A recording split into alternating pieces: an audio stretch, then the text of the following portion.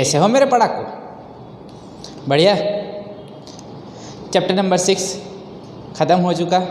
Chapter number 7 की बारी। नया चैप्टर नंबर 7 अल्टरनेटिंग करंट। बहुत ही बढ़िया चैप्टर है। अब तक हमने डीसी के बारे में पढ़ा था, डायरेक्ट करंट के बारे में। अब स्टार्ट हो रहा है एसी की जर्नी। अब एसी की जर्नी में मज़ा आने वाला है। अब जो सारी सर्किट होंगी उसमें हम एसी सोर्स कनेक्ट करेंगे।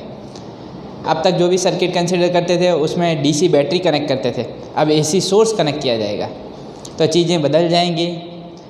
थोड़ा बहुत वेरिएशन आएगा कंसेप्ट में भी। तो नई चीज़ें हैं, नया चैप्टर, बहुत ही मज़ेदार चैप्टर है। पहले से ही ध्यान देना तो आगे जाके कोई दिक्कत ना आए। तो स्टार्ट करते हैं चैप्टर नंबर 7 अल्टरनेटिंग करंट। जैसे कि हम जानते हैं डीसी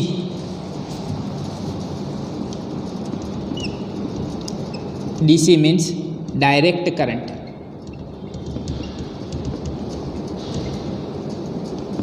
ठीक। when we have DC source, then DC source is represented by this symbol। DC को इससे रिप्रेजेंट करते हैं। ठीक। And through DC source we get DC voltage and DC current। If we draw the graph of electric current versus time for DC, then DC means unidirectional current। कैसा current? Unidirectional current.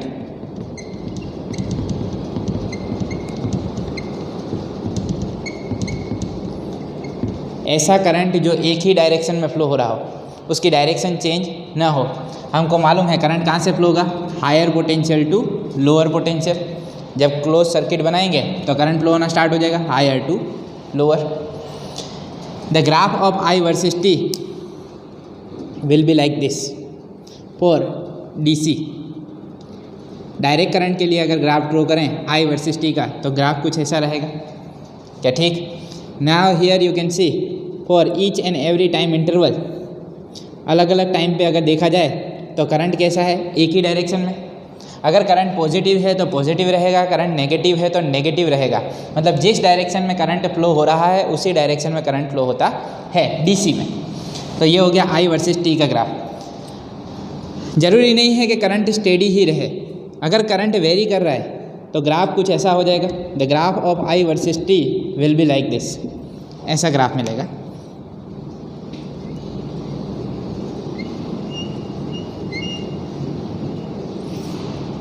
यहाँ पे आप देख सकते हो current कैसा है, positive. पर करंट जो है वो टाइम के साथ वेरी कर रहा है, मैग्नीट्यूड चेंज भी हो सकता है, वेरिएबल करंट है तो ऐसा ग्राफ भी हमें मिल सकता है। पर आप लोग देख सकते हो करंट पॉजिटिव है, अपनी डायरेक्शन चेंज कर रहा नहीं है। तो ऐसे करंट को हम क्या बोलेंगे? DC current, direct current. क्या ठीक समझ में आ गया? अब एसी की बारी। एसी मीन्स अल्टरनेटिंग करंट, जो कि इस चैप्टर का नाम है अल्टरनेटिंग करंट। तो एसी में क्या होता है? एसी के लिए सिंबल बनेगा सर्कल में एस, दिख रहा है सर्कल में S. This is the symbol of AC source. AC source को ऐसे रिप्रेजेंट करेंगे। और ये हो गया DC source. For alternating current if you draw the graph of I versus T, अगर करंट वर्सेस टाइम का ग्राफ ड्रॉ किया जाए तो करंट वर्सेस टाइम का ग्राफ कैसा रहेगा अल्टरनेटिंग करंट के लिए? Through electric main supply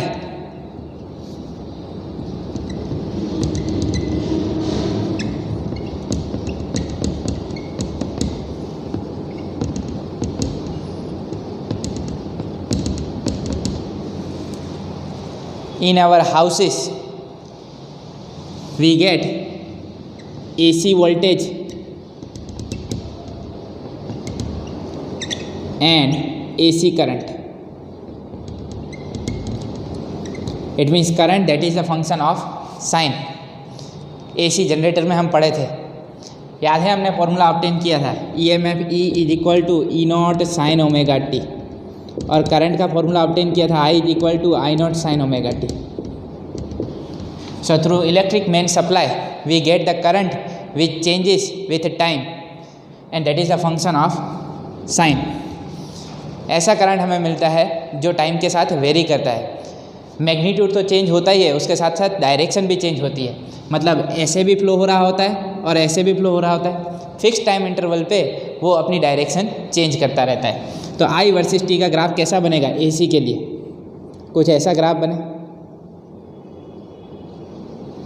positive negative positive negative, क्या ठीक? So here you can see that current varies with time. This is sinusoidal curve because this current is a function of sine. Sine का function है, मतलब यहाँ पे जो curve मिलने वाला है वो कुछ ऐसा मिलेगा। जरूरी नहीं है कि साइन का ही फंक्शन हो, कॉस का भी फंक्शन हो सकता है। कॉस का फंक्शन होगा तो कुछ ऐसे वेरी करेगा,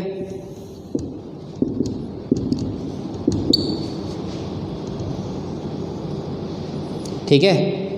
तो ग्राफ जो है वो कुछ ऐसे वेरी करेगा। यहाँ पे देख सकते हो पॉजिटिव, यहाँ पे negative positive. Here also direction of current changes with time. तो साइन का ग्राफ हो सकता है, कोस का ग्राफ हो सकता है, ठीक है? तो AC voltage AC current consider कर रहे हैं, तो यहाँ पे ये जो EMF और करंट हमने साइन के फंक्शन में दिखाएं, कोस के फंक्शन में भी हो सकते हैं। हमने साइन लिया है तो साइन के लिए ये ग्राफ बनेगा, कोसाइन के लिए ये ग्राफ बनेगा। So this way we will get the graph of AC current versus time, क्या ठीक? अब ज़्यादातर most of devices use AC current. ज़्यादातर आप लोग डिवाइसेस देखोगे तो वो कौन सा करंट यूज़ कर रही हैं? AC current. Why AC current is used more than DC? AC का यूज़ क्यों ज़्यादा किया जाता है? तो पहली चीज़, because it is easy to convert one voltage to another using transformer.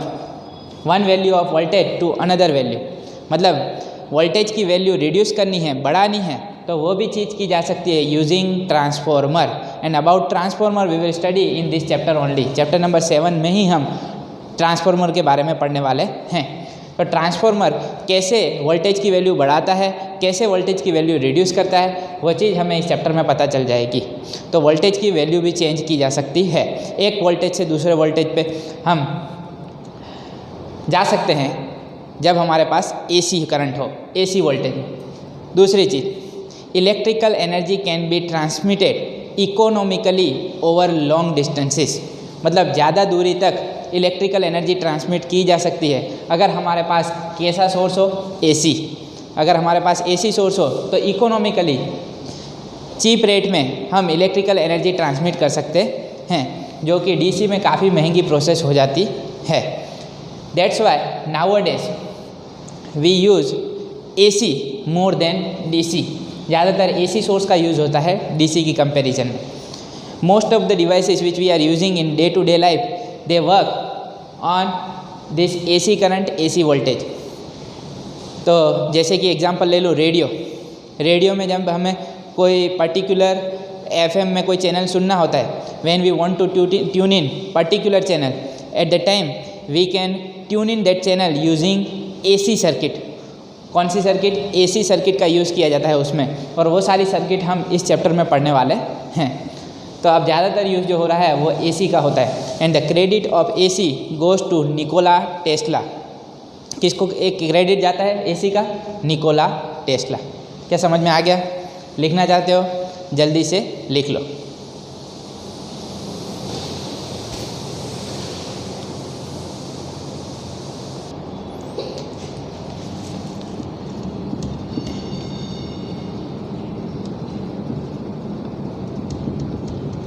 Alternating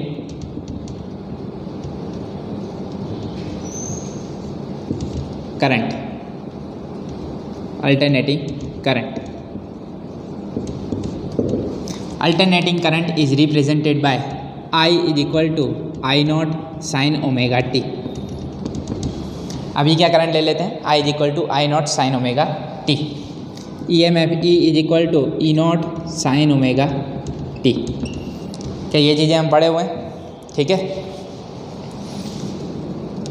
chapter 6 में हमने ई एम एफ का फॉर्मूला ऑब्टेन किया था, that is the potential difference obtain between two ends of load resistance, that is E is equal to E not sine omega T and here this is I is equal to I not sine omega t.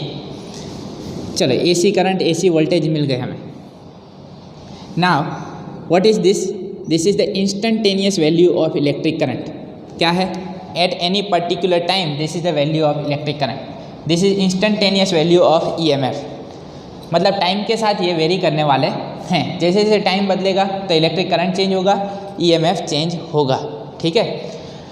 अब हमने एक चीज़ और पढ़ी थी, how to find the average of any function which depends on time which varies with time. कैसे change करते हैं? That is average of any function is given by integration 0 to t ft dt upon that time interval t। ठीक, this is the formula. Average value of sine over one cycle, average value of sine omega T over one cycle, that is 0। ये चीज़ हमने obtain की थी chapter number 6 में। Average value of cosine cos omega T, that is 0 over one cycle,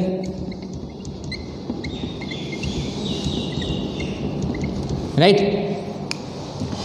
so average value of sine and cosine over one periodic time is 0। जरूरी नहीं कि हमें यहाँ पे साइन ओमेगा टी हो, साइन ओमेगा टी की जगह साइन 2 ओमेगा टी दिया हो। क्या दिया हो? Average value of sine 2 omega T, then that is also 0। Average value of cosine 2 omega T, that is 0। तो साइन ओमेगा टी है, 2 ओमेगा टी है, 3 ओमेगा टी है, ठीक है। उनके लिए average value over one cycle क्या मिलेगी? 0। क्या ठीक? तो average value of sine and cosine over one periodic time, that is 0। तो यहाँ से हम average value of electric current निकालें तो average value of electric current क्या मिलेगा हमें? Average value of electric current, that is nothing but I not average value of sine omega T. So average value of electric current, that is 0। Average value of EMF निकालूँ मैं तो average value of EMF क्या आएगा? 0। तो average value तो 0 आ रही है, इसका मतलब क्या है? आप लोगों ने करंट वर्सेस टाइम का ग्राफ देखा था। क्या था करंट वर्सेस टाइम का ग्राफ? आई वर्सेस टी का ग्राफ ड्रॉ करें तो क्या कुछ ऐसा ग्राफ मिल रहा था हमें? क्या ठीक? 0 to t/2 टाइम इंटरवल के लिए जाऊं, क्या टाइम इंटरवल के लिए जाऊं? हाफ टाइम इंटरवल के लिए। तो यहाँ पे जितनी भी वैल्यू आ रही हैं उन सब का एडिशन करूं तो मुझे कुछ पॉजिटिव वैल्यू मिलेगी। यहाँ पे अलग अलग टाइम के लिए वैल्यूज़ निकालें करंट की और उन सब का एडिशन करें तो हमें क्या मिलेगा? Negative value. मान लो कि ये मिला पॉजिटिव x और ये मिला नेगेटिव x, तो over one period what is the total value of electric current? 0। Average निकाली जाए तो क्या आएगा? 0। वैसे ही नेक्स्ट पीरियड के लिए चला जाऊँ तो वो भी उतना ही आएगा, 0। क्या ठीक? Because this current is the function of sign, therefore average value of electric current over one period is 0। अब इसके लिए हाफ टाइम पीरियड के लिए फाइंड करना हो, हाफ साइकिल के लिए, तो हाफ साइकिल के लिए 0 होगा नहीं, पूरा एक पीरियोडिक टाइम ले रहे हैं 0 to t, तब जाके ये एवरेज इलेक्ट्रिक करंट क्या हो जाएगा? 0। क्या ठीक? तो ये हमें मिलेगा average electric current 0, because average value of sine and cosine over one cycle और over one periodic time, that is 0। एक और चीज़ काम आने वाली है हमें, if I want to find average value of sine square omega t, क्या निकाले? Average value of sine square omega T, then what is the average value of sine square omega t? Average value of sine square omega T, that is 1/2। Average value of cos square omega T, that is 1/2। याद रख लें average value of sine omega T cos omega T that is 0, average value of sine square omega T that is half, average value of cos square omega T that is half. कैसे? क्योंकि sign square omega T का value formula आप लोगों को मालूम है। What is the formula of sine square omega T? That is nothing but 1 minus cos 2 omega T by 2। क्या ठीक? Sign square omega T is nothing but 1 minus cos 2 omega T by 2। ठीक है, तो इसकी अगर एवरेज निकाले तो क्या बनेगा? Average value of sine square omega T is nothing but average value of 1/2 minus average value of cos 2 omega T by 2। क्या ठीक? But 1/2 that is constant minus average value of cos that is 0, तो 1/2 minus 0 क्या आएगा? Half. So this way average value of sine square omega T that is 1/2, average value of cos square omega T that is 1/2। क्या समझ में आ गया? एकदम perfect. तो इस तरह से हम एवरेज वैल्यू निकाल सकते हैं। तो एवरेज वैल्यू निकालनी है, यहाँ से हमें मिलेगा इंस्टेंटेनियस करंट, यहाँ से मिला हमें average value of electric current. अब हमें एक और करंट निकालना है that is RMS value of current. क्यों हम आरएमएस वैल्यू ऑफ करंट निकालना चाहते हैं बता देता हूँ। यहाँ पे एवरेज वैल्यू ऑफ करंट क्या मिल रहा है? 0। It means if we want to measure AC electric current using any meter, जैसे आप लोग DC मीटर यूज़ करते थे, वोल्ट मीटर, ए मीटर वगैरह, तो सीधा वही ए मीटर लगा दें, सिंपल ए मीटर AC करंट मेजर करने के लिए, तो वो क्या दिखाएगा? 0, क्योंकि वो क्या मेजर करेगा? Average value of electric current. क्या मेजर करेगा? Average value of electric current. तो यहाँ पे जो DC मीटर यूज़ करते थे, वोल्ट मीटर, करंट मीटर, वो काम करने वाले नहीं हैं, क्योंकि वो हमें क्या बताएंगे? Average value. यहाँ पे जो करंट और वोल्टेज हैं वो चेंज होने वाले हैं। क्या होने वाले? चेंज होने वाले हैं, क्योंकि हम देख सकते हैं यहाँ पे टाइम के साथ करंट और वोल्टेज वेरी कर रहे हैं। तो अगर इसको कनेक्ट कर दिया जाए, AC की फ्रीक्वेंसी मैंने आप लोगों को बताई थी। What is the frequency of AC in India? In India value of AC, FAC, frequency of AC that is 50 hertz. कितनी फ्रीक्वेंसी है? 50 हर्ट्स। मतलब 1 सेकंड के अंदर, in 1 second it will complete how many cycles? 50 cycles. AC 50 cycle complete करेगा। ये हुई 1, ये हुई 2, फिर AC कितनी साइकिल कंप्लीट करेगा? 50। और एक साइकिल में आप लोग देख लो कितनी बार करंट 0 हो रहा है। यहाँ पे हुआ करंट 0, फिर करंट की वैल्यू 0 होगी। एक साइकिल में कितनी बार करंट 0 हो गया? 2 बार। फिर नई साइकिल चालू होगी, 1 बार 0, फिर 2 बार। क्या ठीक? तो ऐसे ही एक साइकिल में कितनी बार करंट 0 होने वाला है? 2 बार। तो अगर फ्रीक्वेंसी 50 हर्ट्ज है तो करंट कितनी बार 0 होगा? 100 टाइम्स। कितनी टाइम्स करंट 0 होने वाला है? 100 टाइम्स। तो जितनी फ्रीक्वेंसी है उसके डबल टाइम्स करंट 0 हो जाएगा। तो इतनी बार तो करंट जो है वो बढ़ेगा, फिर 0 होगा, बढ़ेगा, फिर 0 होगा। तो करंट की वैल्यू चेंज होने वाली है। तो हमारा जो मीटर है वो क्या मेज़र करेगा? फ्रीक्वेंसी ही 50 हर्ट्ज है, तो टाइम इंटरवल क्या हो जाएगा? 1/t निकालूँ मैं, तो 1/t दैट इज FAC। अगर t चाहिए तो 1/FAC, तो क्या आएगा? 1/50 दैट इज 0.02 सेकेंड। तो 0.02 सेकेंड में तो एक साइकिल कंप्लीट हो जाएगी। 0.02 सेकेंड में तो एक साइकिल कंप्लीट हो जाएगी, मतलब करंट 0 भी होगा, बढ़ेगा भी, फिर 0 भी हो जाएगा। मतलब इतने टाइम के अंदर तो करंट चेंज हो जाता है। तो वो करंट मीटर जो है वो मेज़र करने जाएगा तो वो तो क्या दिखाएगा? एवरेज वैल्यू, क्योंकि वो दिखाना जाएगा कि करंट मिल रहा, फिर 0, फिर 0, फिर 0। तो क्या पॉइंटर डिफ्लेक्ट होता रहेगा? नहीं, वो जब तक डिफ्लेक्ट होने जाए तब तक तो करंट क्या हो जाएगा? 0, क्योंकि टाइम पीरियड क्या है? 0.02 सेकेंड। क्या समझ में आया? तो इसी वजह से जो सिंपल मीटर्स जो होते हैं वो हमें क्या दिखाते हैं? Average value. तो एवरेज वैल्यू क्या मिलेगी? 0। इसीलिए हमने क्या निकाली? Average value. To measure AC voltage and AC current, special kind of meters are required. Special kind of meters. And that special kind of meters will measure RMS value. क्या major करेंगे? RMS value. याद है RMS value के बारे में आप पढ़े थे स्टैंडर्ड 11 में। आरएमएस वैल्यू किसको बोला जाता है? Root mean square. RMS velocity पढ़े थे ना स्टैंडर्ड 11 में। वैसे ही अब हमें इलेक्ट्रिक करंट की क्या निकालनी है? RMS value. पर वो आरएमएस वैल्यू निकालें उसके पहले आप लोगों को ये चीज़ लिख लेनी चाहिए।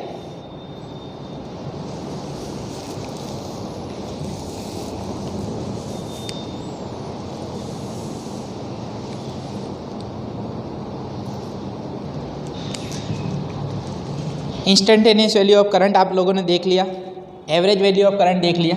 अब RMS value. RMS value, RMS value means root mean square.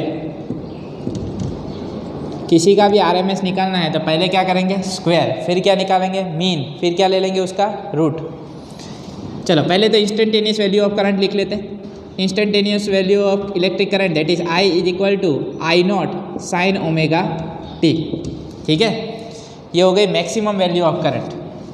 अब मुझे इसका निकालना है रूट मीन स्क्वायर, तो पहले क्या करेंगे हम? इसका स्क्वायर। तो squaring on both the sides, I square is equal to I not square sine square omega t. क्या ठीक? I square is equal to I not square sine square omega t. अब स्क्वायर हो चुका, अब क्या निकालूँ मैं? मीन। ये हो गया, अब मीन निकालते हैं।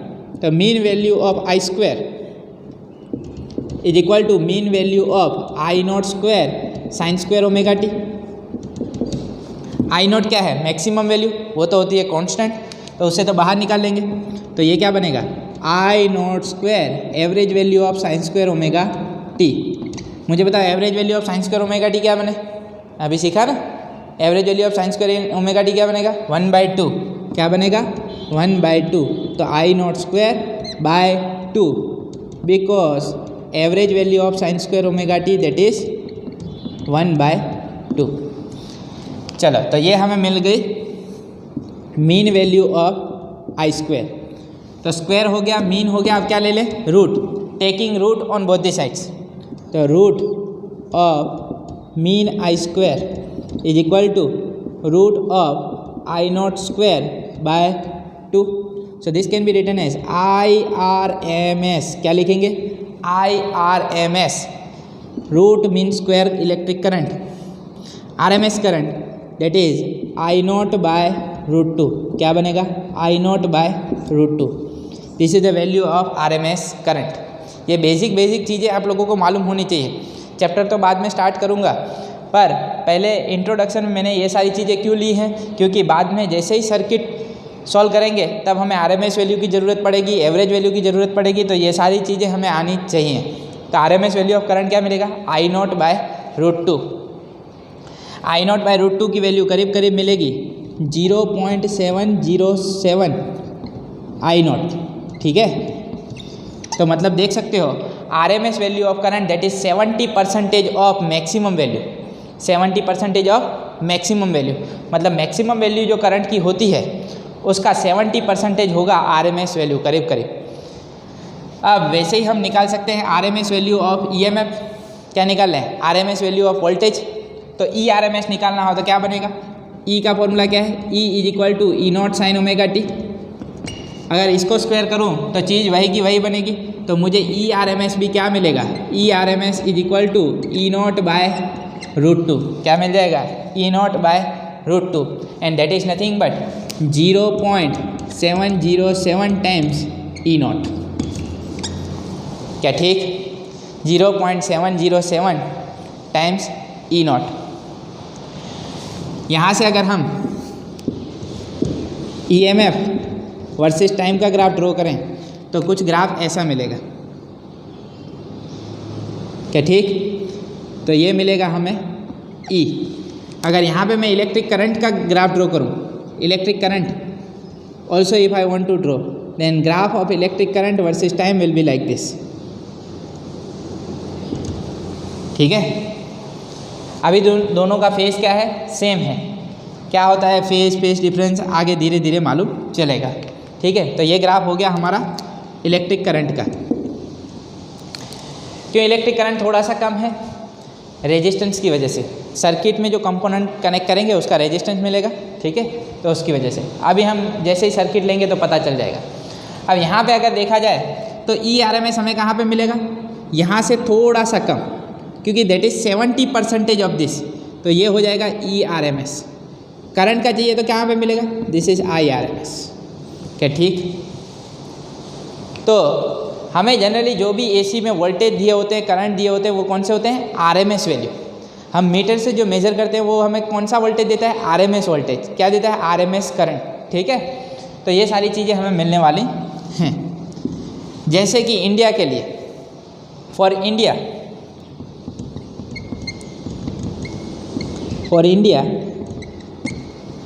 AC voltage, range of AC voltage that is from 220 volt to 240 volt. क्या रेंज है AC वोल्टेज की, 220 वोल्ट टू 240 वोल्ट, ये कुछ AC वोल्टेज रहता है। And frequency of AC source that is 50 hertz. क्या फ्रीक्वेंसी है, 50 हर्ट्स। ये इंडिया के लिए हो गया। For different countries the value of AC voltage and AC frequency will be different.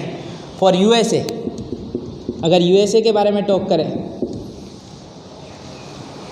USA की बात करूं तो क्या बनेगा, for USA this AC voltage that is 120 volt. ये AC वोल्टेज कितना है, 120 वोल्ट। और फ्रीक्वेंसी क्या है USA के लिए, दैट इज़ 60 हर्ट्स। तभी आप लोग जब भी बाहर की कंट्री में जाते हो घूमने के लिए, तो आप लोगों को एडेप्टर की रिक्वायरमेंट रहती है। आप लोगों को मोबाइल चार्ज करना हो या कोई दूसरी चीज़ चलानी हो तो आप लोगों को क्या चाहिए, एडेप्टर। उसके बिना दूसरी कंट्री में आप लोगों का जो डिवाइस है वो काम करने वाला नहीं है। आप लोगों को मोबाइल भी चार्ज करना होता है तो आप लोगों को लेके जाना पड़ता है ना एडेप्टर। तो बाहर की कंट्री में AC फ्रीक्वेंसी अलग है, AC वोल्टेज अलग है, ठीक है। तो ये सारी चीज़ों का इसीलिए ध्यान रखना होता है। क्या समझ में आ गया, RMS वैल्यू समझ में आ गई। तो actually average value of electric current is not important, instantaneous value of current is not important, what is important, RMS value. RMS value ज़रूरी है। अब RMS वैल्यू हमारे पास होगी तो मैक्सिमम वैल्यू भी हमें मिल जाएगी। अगर मुझे मैक्सिमम वैल्यू निकालनी है, ये 220 वोल्ट अगर मान ले, suppose value of RMS voltage VRMS that is 220 volt, ठीक है। मुझे चाहिए मैक्सिमम वैल्यू ऑफ करंट, तो VM क्या बनेगा, maximum value, sorry I want maximum value of voltage.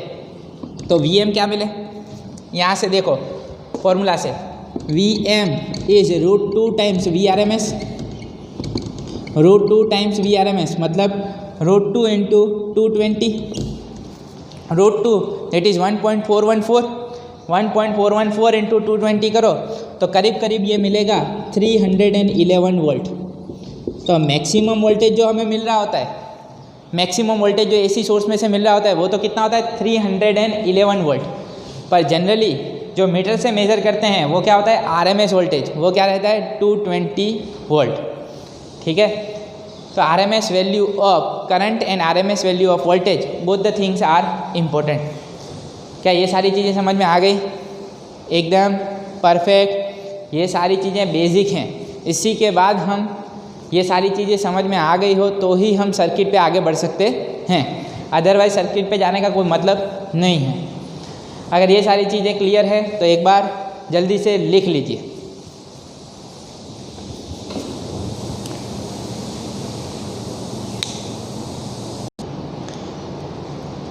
ये बेसिक चीज़ें जो मैंने करवाई हैं उसे अच्छे से रिवाइज करके रखना।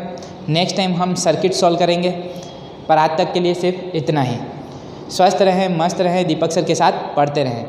मिलते हैं नेक्स्ट लेक्चर में, तब तक के लिए बाय बाय, थैंक यू।